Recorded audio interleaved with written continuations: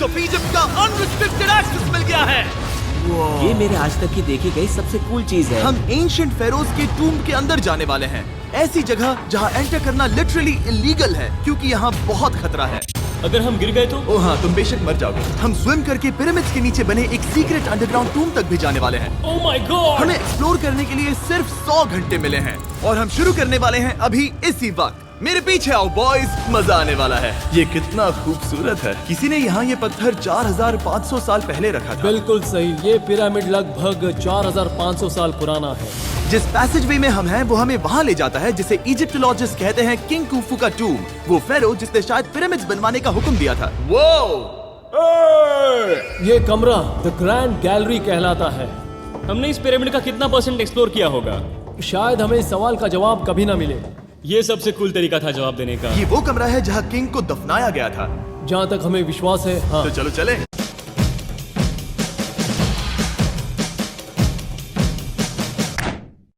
नहीं हो यहाँ पे, नहीं हो आप यहाँ पे। व्हाट्सएप पे बात करोगे? हाँ। बॉयज ये देखो, ये क्या है?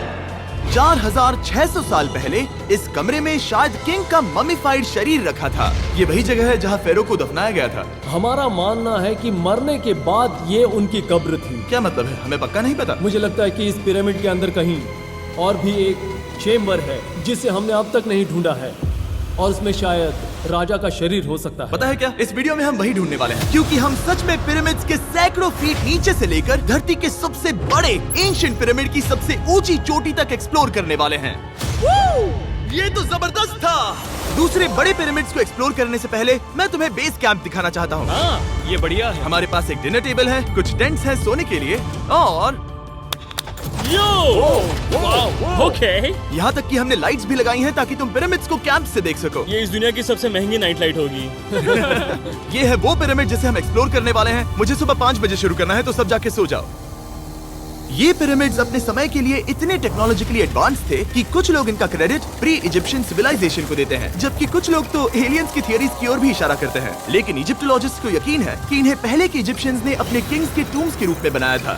और इस वीडियो के अंत तक हम पता लगा लेंगे कि इनमें से कौन सी थियरी सच है। ठीक है बॉयज, उम्मीद है तुम अगला पिरामिड एक्सप्लोर करने के लिए तैयार हो, द पिरामिड ऑफ खाफरे। आखिर इस विशालकाय रचना की खासियत क्या है? हमें ये समझ आया कि हर पिरामिड के बाहर की केसिंग कैसी दिखती थी। एक जमाने में ये सब ऐसे ही दिखते थे। मतलब जैसे एलियंस ने इन्हें बनाया था वैसे? एलियंस ने नहीं बनाया। रामी हमें धरती के नीचे लगभग 100 फीट खाफरे के पिरामिड में गहराई तक ले गया। यहाँ एक ऐसी जगह है जहाँ इस आधुनिक दुनिया में से शायद ही कोई गया होगा। सच कहूँ तो हमें भी नहीं पता था कि हमें नीचे जाकर क्या देखने को मिलेगा। एंशिएंट इजिप्शियंस के पास कार्डबोर्ड था। हम काफी समय से मानते थे कि किंग काफरा को यहाँ दफनाया गया था और अब लोग यहाँ पर सामान रख रहे हैं। वो पिरामिड को रिस्टोर कर रहे हैं। जिमी, उन्हें औजार तो चाहिए होंगे ना? यानी कि असली बरियल चैम्बर कहीं और है। हाँ, रामी हमें उस रूम में ले गया जहाँ किसी जमाने में किंग काफरा की बॉडी को दफनाया गया था। मुझे एक बड़ी सीलिंग दिख रही है। दुड, हम इस पिरामिड के बहुत अंदर है। हम पहुँच गए किंग काफरा का असली बरियल चेम्बर। मैंने इससे अच्छी चीज आज तक नहीं देखी। भाई क्या बात है! ये क्या है? रुको, उस तारीख को देखो। जिसने ये लिखा है उसी ने टूम को डिस्कवर किया था। ये उसका दावा है कि उसने इस टूम को डिस्कवर किया था। फेरो को यहीं दफनाया गया था। किंग काफरा के मरने के बाद उन्हें यही रखा गया था। इसके अंदर लेटना अपमानजनक तो नहीं होगा? अगर मैं तुम्हारी जगह होता तो उसकी जगह श्राप को लेकर ज्यादा डरा होता। वैसे उस शराब से क्या होता है? कोशिश करके देखो। नहीं। ठीक है, चलो शराब के लगने से पहले यहाँ से निकलते हैं। ओह माय गॉश, ये पिरामिड तो शानदार था। राजा का मकबरा हमारे ज्यादातर सवालों का जवाब नहीं दे पाया, लेकिन पिरामिड्स के नीचे गहराई में स्थित अंडरवर्ल्ड का एक दरवाजा शायद वो चीज है जिसकी हमें तलाश थी। ये गॉड ओसिरिस का टूम्ब है जहाँ बहुत ही ओह कम माय गॉड इंसान गए हैं। हम क्या कर रहे हैं? और जाहिर सी बात है अंडरवर्ल्ड के देवता का टूम्ब भी काफी गहराई में होगा। अब ये क्या है? ये देखकर तो बहुत गहरा लग रहा है। काल, पहले तुम जाओ। Oh my gosh, oh my gosh! वो इतने आराम से नीचे कैसे जा रहा है? ये बस एंट्रेंस है काल। हाँ, अंडरवर्ल्ड के गॉड के पास जाने का। ये सीढ़ी काफी लंबी है। ये सच में बहुत गहरा है। अगर तुम गिरे तो ओह हाँ, तुम पक्का मर जाओगे। हाँ। अब तो सच में डर लग रहा है। मुझे इसे मजा नहीं आ रहा है। और जहाँ हम सब पहले से ही डरे हुए थे, वहाँ आगे जाके हमें ये दिखा।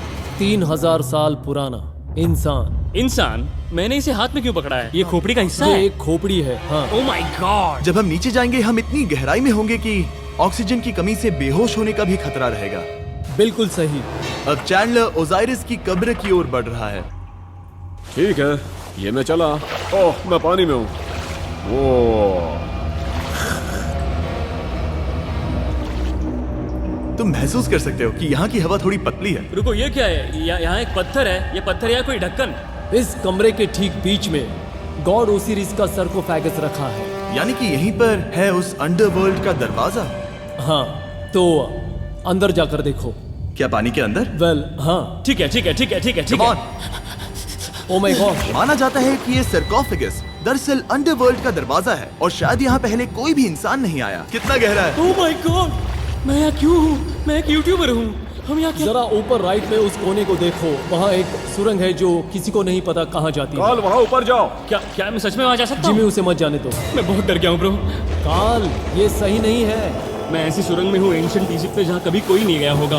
कोई इतना पागल नहीं होता। क्या तुम हमें बता सकते हो वहाँ क्या हो रहा है? मैं सुरंग में एक मोड़ पर हूँ और ये छोटी हो रही है। भाई मैं सचमुच में मजाक नहीं कर रहा हूँ, मैं यहाँ सच में फंस चुका हूँ। Oh my। काल, तुम इतिहास बना रहे हो। मेरे पास मुश्किल से 1 इंच की जगह बची है। उसे ऑक्सीजन की सेफ लिमिट से ज्यादा समय हो गया है।